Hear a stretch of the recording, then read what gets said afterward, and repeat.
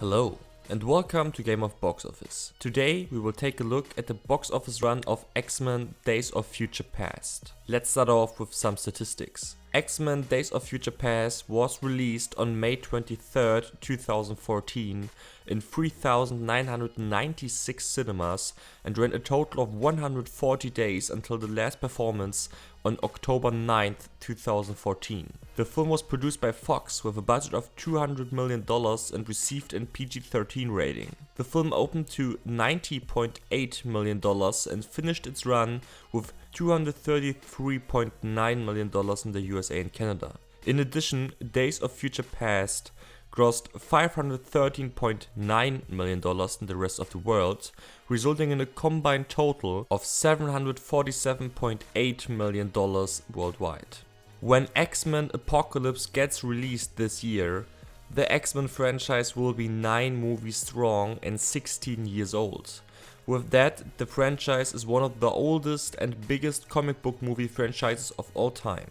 You maybe ask yourself why we don't analyze the first X-Men for the start.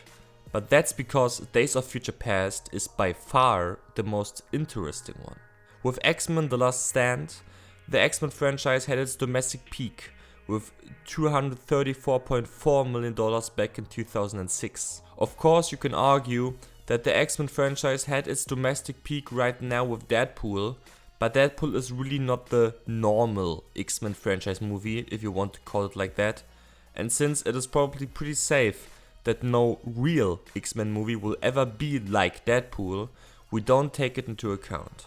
After X-Men First Class opened to rave reviews back in 2011, the X-Men franchise was kind of relived and a lot of people were looking forward to the next part of the saga.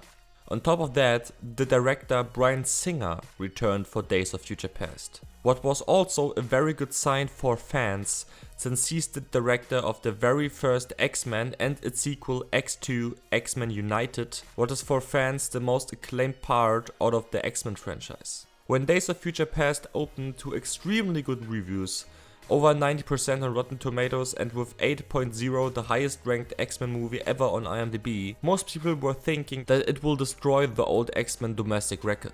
Unfortunately, for no reason at all, it didn't.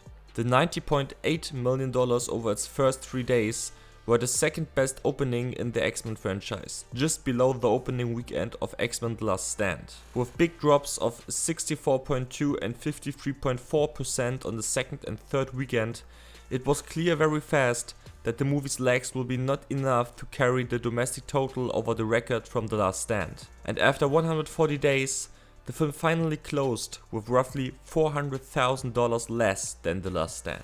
The $233.9 million domestic total converts into a 2.58 multiplier. Really not that good considering the great reviews and audience reactions. To be fair, Days of Future Past had some competition after its opening, but with such good reactions they really shouldn't have hurt the run at all. On the overseas front, Days of Future Past totally destroyed the old X-Men records into pieces, and with that lifted the X-Men series worldwide into a totally higher category with a close to 750 million total. That brings us to a very interesting point though. Because of its quality, the return of Bryan Singer, and other factors, the movie did exactly what people were expecting in the overseas market, setting new records for the series. But why did that not happen in the domestic market? In our opinion, that's what you can call an audience limit. The 240 million domestic mark is just by fact the amount of money that people want to spend on an X-Men movie out of the North American market. That is probably the reason why every X-Men movie stopped at that mark. Doesn't matter how good the movie was or how big the competition of other films were. We don't want to say that there will be never an X-Men movie that will overcome this limit, but it will be goddamn hard. After even Days of Future Past, what is basically the Avengers out of the X-Men franchise, failed to accomplish it. What can we say in conclusion about Days of Future Past? We just went really hard on the movie, but overall it did really great. It set new limits worldwide and overseas for the whole franchise. It brought the domestic box office power back to the heights of the old trilogy and gave the franchise a chance to come closer to the $1 billion mark worldwide. We rate X-Men Days of Future Past with the grade A-.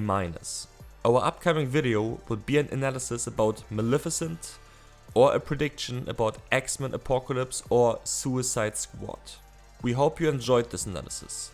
Be sure to hit a like and subscribe to our channel.